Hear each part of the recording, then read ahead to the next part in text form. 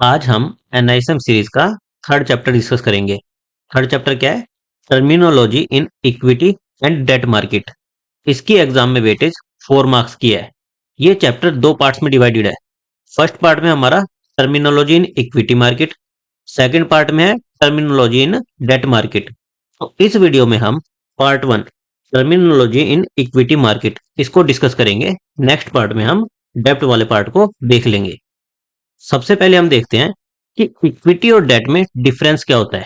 Mainly जब भी किसी कंपनी को पैसा उठाना होता है तो वो दो तरीके से उठा सकती है, इक्विटी यानी कि शेयर्स इशू करके, या फिर डेट लोन लेकर।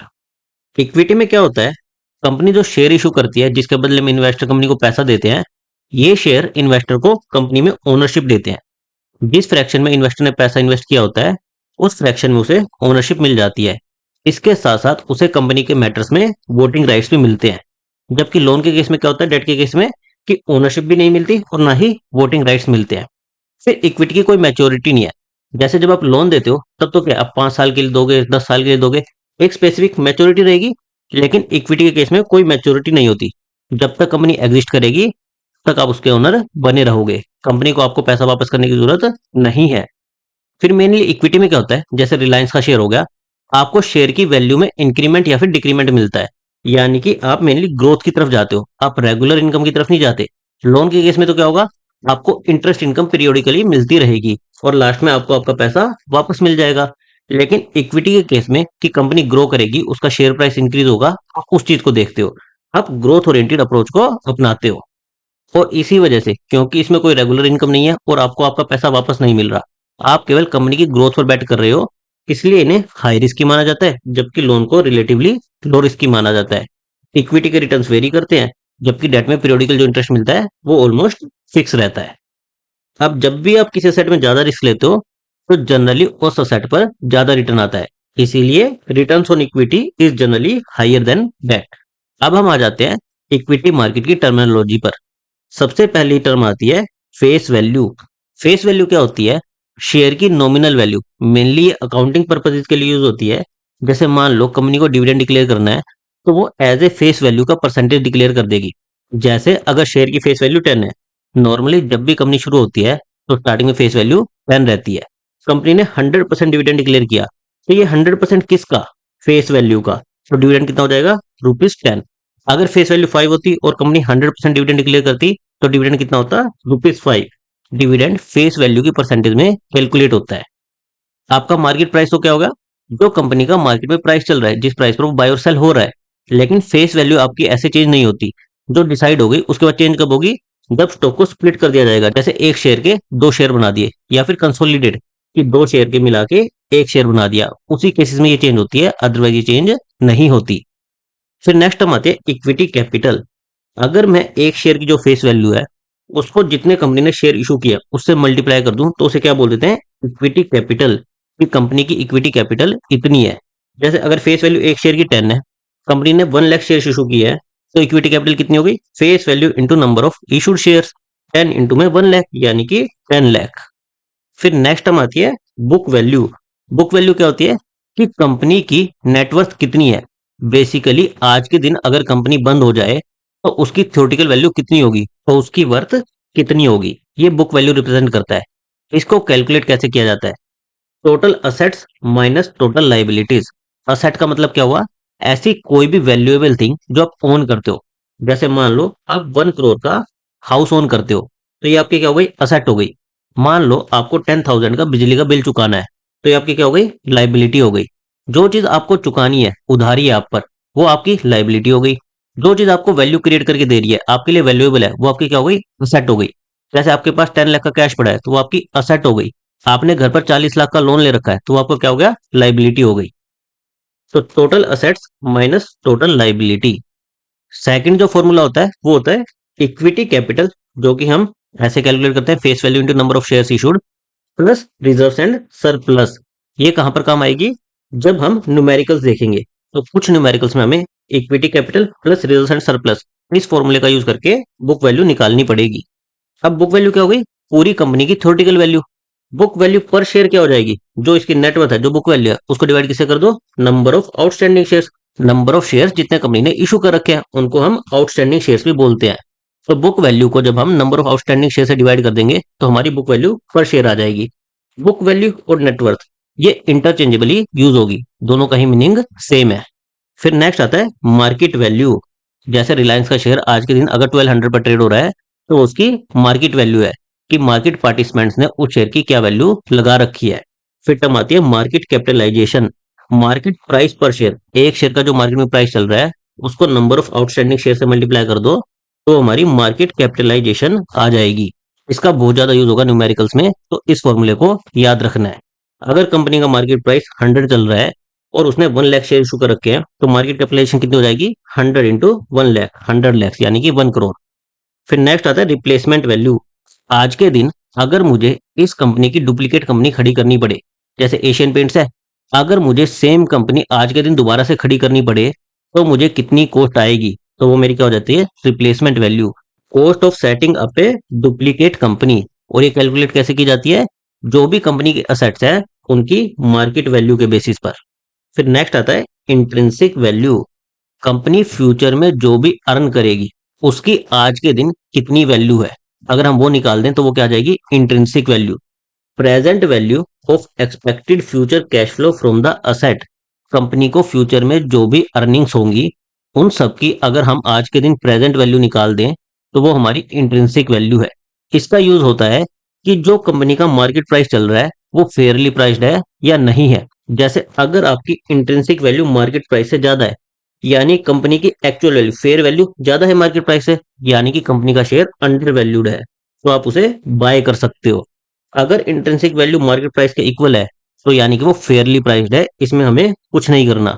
अगर इंट्रिंसिक वैल्यू कम है मार्केट प्राइस से यानी कि कंपनी की फेयर वैल्यू कम है जबकि मार्केट में उसका प्राइस ज्यादा चल रहा है।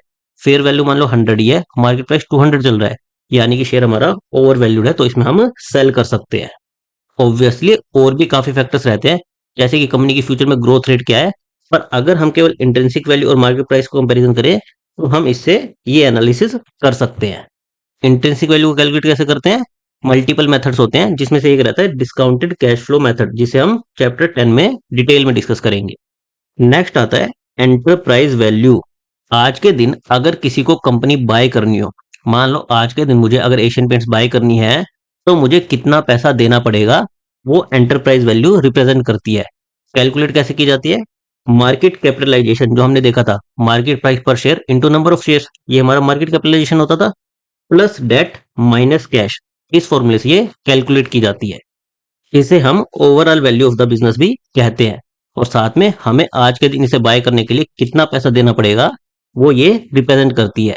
जैसे अगर मेरी मार्केट कैपिटलाइजेशन है 10 लाख, टोटल डेट्स मेरे हैं 3 लाख के और कैश है मेरा 4 लाख का, तो मेरी एंटरप्राइज वैल्यू क्या होगी, 10 लाख प्लस 3 लाख माइनस 4 लाख यानी कि 9 लाख। फिर नेक्स्ट आता है डिफरेंशियल वोटिंग राइट्स, डीवीआर। इनमें क्या होता है, नॉर्मल शेयर की तरह ही होते हैं, जैसे इक्विटी शेयर होता है वैसे ही होते हैं, लेकिन नॉर्मल शेयर में क्या होता है, आपको हर एक शेयर के बदले एक वोटिंग राइट मिलता है। इसमें आपको एक से कम वोटिंग राइट मिलता है, जीरो भी मिल सकता है, कुछ फ्रैक्शन भी मिल सकता है, एक से कम मिलेगा पर शेयर के बदले। तो ये होते हैं डिफरेंशियल वोटिंग राइट। जैसे अगर आप सर्च करोगे तो टाटा मोटर्स का शेयर भी एग्जिस्ट करता है और टाटा मोटर्स का डीवीआर वाला शेयर भी एग्जिस्ट करता है। डीवीआर वाले शेयर की वैल्यू कम होती है क्योंकि उसमें वोटिंग राइट्स नहीं होते। तो जिन शेयर होल्डर को वोटिंग राइट मिलते हैं वो जनरली ज्यादा पैसा देने के लिए तैयार रहते हैं, इसलिए नॉर्मल शेयर का प्राइस डीवीआर से ज्यादा चलता है। और कंपनी ने इशू कब करती है, जब उसे पैसा उठाना है लेकिन वो वोटिंग राइट्स को डाइल्यूट नहीं करना चाहती। फिर नेक्स्ट आता है अर्निंग्स। जो भी कंपनी को प्रॉफिट हो रहा है बिजनेस में उसे बोल देते हैं अर्निंग्स। अब अर्निंग्स हिस्टोरिकल भी हो सकती है, ट्रेलिंग भी हो सकती है, यहाँ पर ये आएगा ट्रेलिंग एल, फॉरवर्ड भी हो सकती है। हिस्टोरिकल का मीनिंग क्या हुआ कि मेरी लास्ट ईयर की अर्निंग कितनी हुई, लास्ट ईयर मैंने कितना प्रॉफिट कमाया। ट्रेलिंग का मतलब हुआ कि मेरे लास्ट 4 क्वार्टर्स यानी कि पिछले 12 मंथ्स में कितना प्रॉफिट हुआ। फॉरवर्ड का हुआ कि मैं अगर नेक्स्ट 4 क्वार्टर्स अपकमिंग 12 मंथ्स की अर्निंग्स को एस्टिमेट कर दूं तो वो मेरी फॉरवर्ड अर्निंग्स हो जाएगी। अर्निंग पर शेयर क्या हुआ, अगर मैं प्रॉफिट को नंबर ऑफ शेयर से डिवाइड कर दूं तो वो मेरी अर्निंग पर शेयर आ गई। अब इसमें प्रॉफिट कौन सा लेना है, हम चैप्टर 8 में देखेंगे कि हमारे कई टाइप के प्रॉफिट होते हैं, एबिटडा, एबिट, नेट प्रॉफिट। तो यहाँ पर आपका आएगा net profit divide by number of outstanding shares. ये हमें चैप्टर 8 के बाद अच्छे से समझ में आ जाएगा कि अलग अलग प्रॉफिट का मीनिंग क्या होता है। अगर नेट प्रॉफिट 10 लाख है, आउटस्टैंडिंग शेयर हमारे 2 लाख है, तो ईपीएस कितनी हो जाएगी? 10 डिवाइडेड बाई 2, हमारी 5 आ गई ईपीएस। फिर नेक्स्ट आता है प्राइस टू अर्निंग रेशो, यानी कि market price per share divided bye में अर्निंग पर शेयर। 1 रुपए की अर्निंग के बदले मार्केट शेयर को कितना पैसा देने को तैयार है। अब अगर मैं मार्केट प्राइस पर शेयर यहाँ पर इसको मल्टीप्लाई कर दूं नंबर ऑफ आउटस्टैंडिंग शेयर से, और ईपीएस को भी मल्टीप्लाई कर दूं नंबर ऑफ आउटस्टैंडिंग शेयर से, तो market price per share into number of outstanding shares क्या हो जाएगा? मेरा मार्केट कैपिटलाइजेशन हो जाएगी। और earning per share into number of outstanding shares, यानी कि मेरी टोटल अर्निंग आ गई, तो मेरा नेट प्रॉफिट। तो पीई रेशो का सेकंड फॉर्मूला क्या है? Market capitalisation divide by net profit. हमें दोनों ही फॉर्मूले याद रखने हैं क्योंकि न्यूमेरिकल में काफी काम आते हैं। अब मान लो एक कंपनी बैंकिंग सेक्टर में जिसकी पी है 10, एक कंपनी इंफ्रास्ट्रक्चर सेक्टर में जिसकी पी है 20, तो इनमें से कौन सी बेटर होगी? तो हम पी को इंडिपेंडेंटली जज करके नहीं बता सकते कि कौन सी बेटर होगी। हमें सेम सेक्टर जैसे बैंकिंग की है तो इसे बैंकिंग सेक्टर की बाकी कंपनियों से कंपेयर करेंगे। जैसे मान लो एक एक्स वाई जेड बैंक की 10 है, फिर एबीसी बैंक की 20 है। इस केस में जिसकी पीई कम होगी उतना अट्रैक्टिव वो शेयर होगा। हायर पी रेशो के दो मीनिंग हो सकते हैं, एक कि शेयर ओवर वैल्यूड है, हमें इसे बेच देना चाहिए, या फिर इन्वेस्टर को लग रहा है कि ये कंपनी फ्यूचर में तेजी से ग्रो करेगी, इसकी ग्रोथ बेटर होगी। तो ये हमें कंपनी का एनालिसिस करके देखना होता है कि जो पी चल रही है वो सही है या गलत है। अगर हम सारे फैक्टर को सेम रख दें कि ग्रोथ भी सेम होगी, उसके बाद पी का डिफरेंस आ रहा है, तो जिसकी पीई कम होगी वो शेयर ज्यादा अट्रैक्टिव होगा, उसे हमें बाय करना चाहिए। इसके साथ साथ कंपनी की अर्निंग्स चेंज होती रहेगी, कंपनी का प्राइस भी चेंज होता रहेगा, तो पी रेशो को बार बार रिकैलकुलेट करना पड़ता है जब भी अर्निंग्स में चेंज आ रहा है या फिर प्राइस में चेंज आ रहा है। जैसे हमने प्राइस का अर्निंग्स के साथ रेशो लिया, उसी तरह से हम प्राइस का सेल्स के साथ रेशो ले सकते हैं। तो उसे क्या बोल देंगे? Price to sales ratio, P S ratio. Price per share, market price per share divided by annual sale per share. हमें सेल कितनी लेनी है? 1 साल की, और पर शेयर ले रहे हैं तो एनुअल सेल भी पर शेयर। अगर हम मार्केट कैपिटलाइजेशन यानी कि दोनों जगह पर नंबर ऑफ आउटस्टैंडिंग शेयर इससे मल्टीप्लाई कर दें, तो ये हमारी क्या हो जाएगी? Market capitalisation. और नीचे क्या आ जाएगी? Annual sales. तो हम दोनों में से किसी भी फॉर्मूले का यूज कर सकते हैं। तो पीएस रेशो क्या हो जाएगा? मार्केट कैपिटलाइजेशन डिवाइडेड बाय में एनुअल सेल्स, यानी कि इन्वेस्टर इस शेयर के लिए कितना पैसा देने को तैयार है हर 1 रुपए की सेल के बदले में। 1 रुपए की सेल के अगेंस्ट कितना इन्वेस्टर पैसा देने को तैयार है इसके शेयर को बाय करने के लिए। अब कहां पर हमें पी रेशो का यूज करना चाहिए, कहां पर हमें पीएस रेशो का यूज करना चाहिए? अगर कंपनी प्रॉफिट कमा रही है तब तो हम पी रेशो का यूज कर सकते हैं, लेकिन अभी कंपनी अगर स्टार्ट फेज में है, वो प्रॉफिट ही नहीं कमा रही, या फिर उसका अभी लॉस ही हो रहा है यानी प्रॉफिट नेगेटिव में है, तो उस टाइम पर हम पी रेशो को तो कैलकुलेट नहीं कर पाएंगे क्योंकि हमारा नेगेटिव में आ जाएगा। तो उस टाइम पर हम पीएस रेशो का यूज कर सकते हैं कि कंपनी की सेल कितनी हो रही है और उसके बदले में इन्वेस्टर्स कितना पैसा देने को तैयार है। सिमिलरली अगर हम प्राइस का बुक वैल्यू के साथ रेशो ले ले, तो हमारा क्या आ जाएगा? PB ratio. Again market price per share divide by book value per share. दोनों जगह अगर हम नंबर ऑफ आउटस्टैंडिंग शेयर से मल्टीप्लाई कर देंगे तो हमारा क्या आ जाएगा? ऊपर आ जाएगा मार्केट कैपिटलाइजेशन डिवाइड बाय में बुक वैल्यू ऑफ इक्विटी या फिर नेटवर्थ। तो पीवी रेशो के भी दो फॉर्मूले आए, market price per share divide by में बुक वैल्यू पर शेयर, या फिर मार्केट कैपिटलाइजेशन डिवाइड बाय में बुक वैल्यू या फिर नेटवर्थ। अगेन हम इसे स्टैंड अलोन नहीं देख सकते, हमें सेम सेक्टर की पीयर कंपनी से कंपेयर करके देखना पड़ेगा कि हमारा शेयर ओवर वैल्यूड है या अंडर वैल्यूड है। अब हम पीबी रेशो पे बेस्ड एक न्यूमेरिकल देख लेते हैं। हमें दिया है इक्विटी कैपिटल 10 लाख है, रिजर्व एंड सरप्लस 50 लाख है, आउटस्टैंडिंग शेयर 6 लाख है, करंट मार्केट प्राइस 20 चल रहा है, और हमें पीबी रेशो बनाना है, price to book value ratio निकालना है। तो price to book value ratio क्या होता था? Current market price divide by में बुक वैल्यू पर शेयर, ये होता था। हमें मार्केट प्राइस तो दिया हुआ है लेकिन बुक वैल्यू पर शेयर नहीं दी हुई, तो बुक वैल्यू पर शेयर का फॉर्मूला क्या होता था? जितनी हमारी बुक वैल्यू या फिर नेटवर्थ है डिवाइड बाय में नंबर ऑफ आउटस्टैंडिंग शेयर्स। हमें नंबर ऑफ आउटस्टैंडिंग शेयर्स तो दिए हुए हैं लेकिन नेटवर्थ नहीं दी हुई, तो हमें नेटवर्थ का फॉर्मूला लगाएंगे, equity capital plus reserve and surplus. Equity capital 10 lakh है, रिजर्व एंड सरप्लस 50 लाख है, तो हमारा 60 लाख ये आ गया। फिर इसको इस फॉर्मूले में पुट कर देंगे तो 60 लाख डिवाइड बाय 6 यानी कि 10 आ गया हमारा। फिर हम इस रेशो में बुक वैल्यू को पुट कर देंगे, तो हमारा 20/10 टू हमारा पीबी रेशो आ गया। इसलिए हमें सारे फॉर्मूले याद रखने पड़ेंगे, क्योंकि एक न्यूमेरिकल सोल्व करने के लिए हमें मल्टीपल फॉर्मूले लगाने पड़ सकते हैं। जैसे पीबी रेशो था, पहले हमने इसका फॉर्मूला लिखा, फिर इसमें हमें जो चीज दी थी वो तो डायरेक्टली पुट हो जाएगी, जो चीज नहीं दी थी हम उसका फॉर्मूला लिखेंगे। फिर अगर उसको कैलकुलेट करने के लिए भी हमें तीसरा फॉर्मूला लगाना पड़ेगा तो वो लगाएंगे। फिर इक्विटी मार्केट की लास्ट टर्म आती है डिविडेंड पर शेयर। अब कंपनी प्रॉफिट कमा रही है, तो उस प्रॉफिट में से कुछ हिस्सा कंपनी अपने इन्वेस्टर को वापस दे देती है, जिसे बोला जाता है dividend. Part of profit distributed to share holders. और जनरली इसे कैसे कैलकुलेट किया जाता है? Percentage of face value. हालांकि अब ये तरीका थोड़ा सा चेंज हो चुका है। अब एक्चुअल में हमें रुपीस में बताना होता है कि कितने रुपीस का हम डिविडेंड दे रहे हैं, क्योंकि फेस वैल्यू किसी शेयर की 10 है, किसी शेयर की 5 है, तो इससे कंफ्यूजन ना हो, इसलिए सेबी ने कहा है कि आप एग्जैक्ट रुपीस में बताओ कि कितने रुपीस का आप डिविडेंड दे रहे हो। पर पहले कैसे कैलकुलेट करते थे? As a percentage of face value. जैसे फेस वैल्यू 10 है, डिविडेंड हमारा 40% है, एक शेयर के लिए हमें कितना डिविडेंड मिलेगा? 40% ऑफ हमारा फेस वैल्यू, एक शेयर की फेस वैल्यू है, यानी कि 4 रुपीज पर शेयर का हमें डिविडेंड मिलेगा। इसके साथ हमारा पार्ट ए इक्विटी की टर्मिनोलॉजी पूरी होती है। अब हम इससे रिलेटेड एमसीक्यू क्वेश्चन देख लेते हैं। पहला क्वेश्चन है, the dash of an equity share is the discounted value of its future benefit to the investor. जो भी हमें फ्यूचर बेनिफिट्स मिलने वाले हैं, उसकी डिस्काउंटेड वैल्यू क्या कहलाती है? Intrinsic value, replacement value, market value, face value. ये क्या कहलाती है? Intrinsic value. सेकंड हमारा न्यूमेरिकल है, the market capitalisation of a firm is 1 lakh. Market capitalisation 1 lakh है। हैज ए टोटल डेब्ट ऑफ रुपीज 25,000। 25,000 का डेट है, और कैश हमारे पास कितना है? 10,000 का। What is the enterprise value of the firm? Enterprise value क्या होती थी? मार्केट कैपिटलाइजेशन यानी कि 1 lakh plus debt minus cash, ये फॉर्मूला होता था, प्लस 25,000 माइनस 10,000, यानी कि 1,15,000।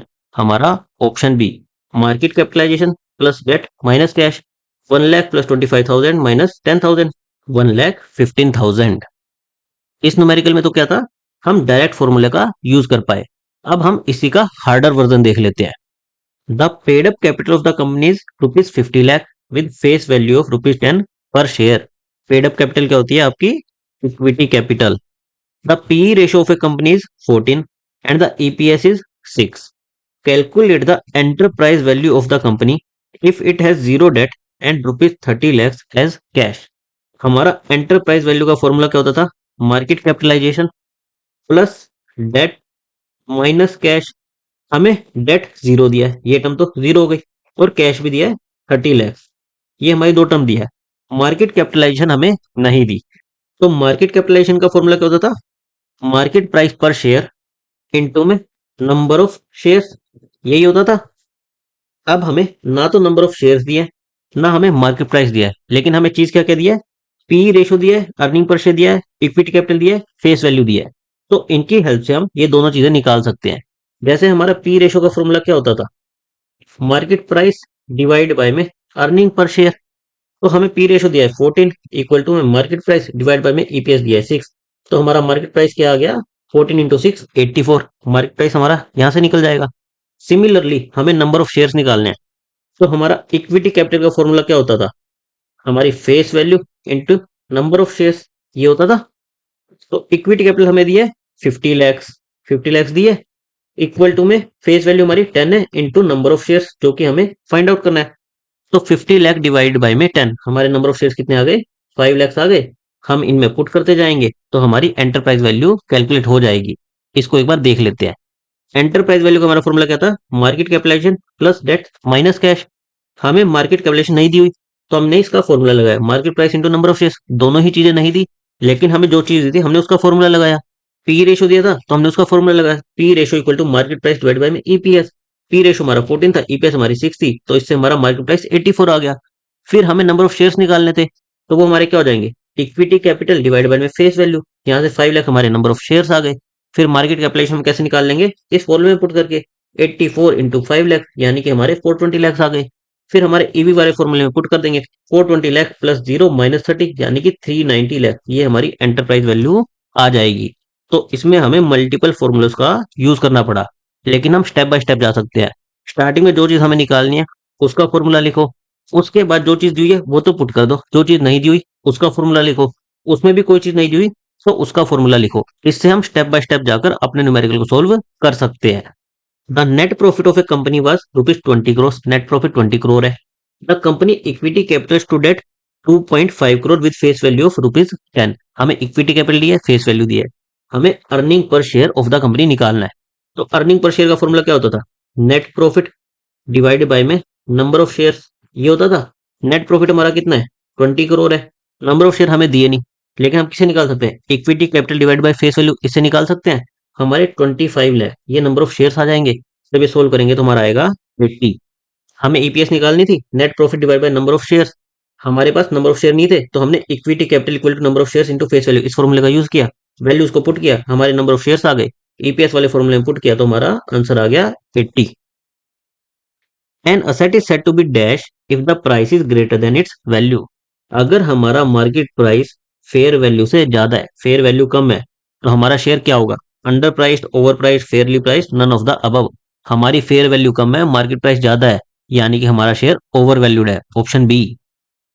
Earnings per share is calculated as dash. हमें ईपीएस का फॉर्मूला बताना है। Net profit divide by number of shares outstanding, EBITDA divide by number of shares outstanding, EBIT divide by number of shares outstanding, P ratio divide by number of shares outstanding. Net profit, EBITDA, EBIT ये हमारे अलग अलग type के profit होते हैं। तो इसमें मैंने आपको क्या बताया था कि ईपीएस के टाइम पर हम नेट प्रॉफिट यूज करते हैं, option A. Net profit divide by number of shares outstanding. The P ratio of a company is 20 and the price of its stock is ₹340 पर share. The company has declared dividend of ₹20। Calculate the EPS of this company। Earning per share बतानी है। हमें P ratio दिया है, P ratio का formula क्या होता था? मार्केट प्राइस डिवाइड बाय में ईपीएस, ये होता था।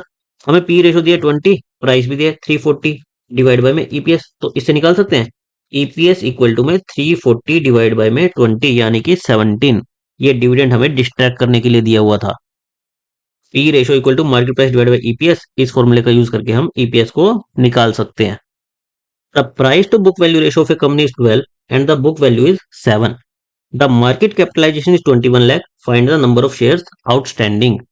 हमें पीबी रेशो दिया है और मार्केट कैप ये दी है, हमें नंबर ऑफ शेयर्स आउटस्टैंडिंग निकालने। तो एक बार हम दोनों के फॉर्मूले लिख देते हैं। पीबी रेशो क्या होता था? Market price per share divide by में बुक वैल्यू पर शेयर। और मार्केट कैपिटलाइजेशन क्या होता था? Market price into number of shares, ये होता था। तो नंबर ऑफ शेयर्स हमारा इस फॉर्मूले में आ रहा है और हमें मार्केट कैप भी दी है, लेकिन हमें मार्केट प्राइस नहीं दिया। मार्केट प्राइस हमारा यहाँ से निकल सकता है, देखते हैं। हमें पीबी रेशो दिया है 12 दिया है और बुक वैल्यू पर शेयर दिया है 7 दिया है। तो यहाँ से हम मार्केट प्राइस निकाल सकते हैं और फिर इसमें पुट कर देंगे, तो इन दोनों की हेल्प से हम नंबर ऑफ शेयर्स निकाल सकते हैं। तो कई बार आपको डायरेक्ट समझ ना आए कि नंबर ऑफ शेयर जैसे कुछ भी हमें निकालना है वो किस फॉर्मूले से निकलेगा, तो जो जो चीजें हमें दी हो सबका फॉर्मूला एक बार लिख लो। उसके बाद देख लो कि हमें जो टर्म निकालनी है वो किस फॉर्मूले में आ रही है और फिर हम उसे कैसे निकाल सकते हैं। तो हमारा पीबी रेशो क्या होता है? Market price per share divide by book value per share. हमें पीबी रेशो दिया था, बुक वैल्यू दी थी, इससे हमने मार्केट प्राइस निकाल लिया। फिर मार्केट कैपिटलाइजेशन, इस फॉर्मूले का यूज किया, market price into number of shares. तो मार्केट कैपिटलाइजेशन डिवाइड बाय में मार्केट प्राइस, इससे हमारा क्या आ गया? Number of shares 25,000। Calculate the book value per share of a business whose net worth is 5 lakh. P ratio is 8, EPS is 4 and the market capitalisation is 10 lakh. Again हमें book value निकालनी है, तो जो जो चीज हमें दी है हम एक बार सबका फॉर्मूला लिख लेते हैं। बुक वैल्यू पर शेयर का फॉर्मूला क्या होता था? हमारी नेटवर्थ, जितनी नेटवर्थ है, डिवाइडेड बाय में नंबर ऑफ शेयर्स, ये होता था। फिर हमें मार्केट कैप दिया है, इसका फॉर्मूला क्या होता था? Market price per share into number of shares, ये होता था। फिर हमें पी रेशो भी दिया है, पी रेशो का फॉर्मूला क्या होता था? Market price per share divide by में अर्निंग पर शेयर, ये होता था। यानी कि इस फॉर्मूले की हेल्प से हम पी रेशो दिया है, ईपीएस दिया है, तो मार्केट प्राइस निकाल सकते हैं। हमारा मार्केट प्राइस आ गया, मार्केट कैपिटलाइजेशन आ गई, तो उससे हम नंबर ऑफ शेयर्स निकाल सकते हैं। फिर हमें नेटवर्थ दिया है, नंबर ऑफ शेयर दिया है, इससे हम बुक वैल्यू पर शेयर निकाल सकते हैं। इस तरह से हमने क्या किया? सिंपली सारे फॉर्मूले, जो जो चीज हमें दी थी हमने सबके फॉर्मूले लिख दिए। फिर जहां पर जो वैल्यू पुट कर सकते थे वो वैल्यू पुट कर दी, बची हुई वैल्यू निकाल ली और अल्टीमेटली हमारा आंसर निकाल लिया। सिंपली हमने क्या किया, हमें पी रेशो दिया था, इसका फॉर्मूला लिख लिया। हमें मार्केट कैपिटलाइजेशन थी, इसका फॉर्मूला लिख लिया। हमें बुक वैल्यू पर शेयर ये निकालना था, तो इसका फॉर्मूला लिख लिया। अब हमें बुक वैल्यू पर शेयर जो निकालना था, उसमें हमें नेटवर्थ दी थी, नंबर ऑफ शेयर नहीं दिया था। नंबर ऑफ शेयर हमारा कहां पर है, इस फॉर्मूले में है। लेकिन इस फॉर्मूले में हमें मार्केट प्राइस नहीं पता। मार्केट प्राइस हमारा कहां पर है, पी रेशो में है। तो पहले हम पी रेशो की हेल्प से मार्केट प्राइस निकालेंगे। मार्केट प्राइस हमारा कितना आ गया, 32 आ गया। फिर इस फॉर्मूले में पुट कर देंगे तो हमारे नंबर ऑफ शेयर्स आ जाएंगे। फिर हम नंबर शेयर्स को इसमें पुट कर देंगे तो हमारी बुक वैल्यू पर शेयर आ जाएगी। तो एनआईएसएम 15 में थोड़े से घुमाकर भी न्यूमेरिकल्स आते हैं, जहां पर आपको 2 से 3 फॉर्मूले का यूज करना पड़ सकता है। सबसे सिंपल तरीका यही है कि सारे फॉर्मूले जो जो चीजें दी हैं उसको लिख दो, जो जो वैल्यू है वो पुट कर दो, उसके बाद जो बची हुई वैल्यू है उसको निकालने का ट्राई करो। उसके अलावा सेकंड वे क्या है कि जो जो न्यूमेरिकल्स मैं करा रहा हूँ, आप उनकी 2 से 3 बार अच्छे से प्रैक्टिस कर लो। 10th क्वेश्चन है, when the intrinsic value of a stock is greater than its market price, it can be reasonably concluded that the stock is dash overpriced, underpriced, perfectly priced, quite volatile। हमें क्या दिया है, हमारी intrinsic value greater है market value से, intrinsic value ज्यादा है market value कम है। तो इसका मतलब क्या हुआ, हमारी फेयर वैल्यू ज्यादा है, यानी कि हमारा शेयर क्या है, अंडर प्राइस्ड है। Option B. लास्ट में आप लोगों के लिए बोनस क्वेश्चन है, ये भी जो न्यूमेरिकल्स हमने किए उसी पर बेस्ड एक कॉम्प्लिकेटेड न्यूमेरिकल है, जिसका आंसर आपको कमेंट करके बताना है। The P ratio of a company is 7 and EPS is 5। P ratio दिया है, ईपीएस दिया है। The company paid up capital is 8 lakh with A face value of 5 पर शेयर। पेड अप कैपिटल क्या होती है, इक्विटी कैपिटल होती है। Calculate the enterprise value if it has 0 debt and 10 lakhs as cash equivalents. हमें enterprise value निकालनी है, तो हमने एंटरप्राइज वैल्यू पर एक न्यूमेरिकल ऑलरेडी किया था, तो ये उसी से सिमिलर न्यूमेरिकल है। तो आपको इन ऑप्शंस में बताना है कि कौन सा आंसर करेक्ट है। अगेन जो जो चीज आपको दी है एक बार उसके फॉर्मूले लिख लो, उसके बाद आपकी वैल्यू इजीली कैलकुलेट हो जाएगी। इसके अलावा आपको कोई भी क्वेश्चन हो आप मुझे कमेंट करके पूछ सकते हो। नेक्स्ट वीडियो में हम इसी का second part, terminology of debt market, उसे स्टडी करेंगे। Thank you guys.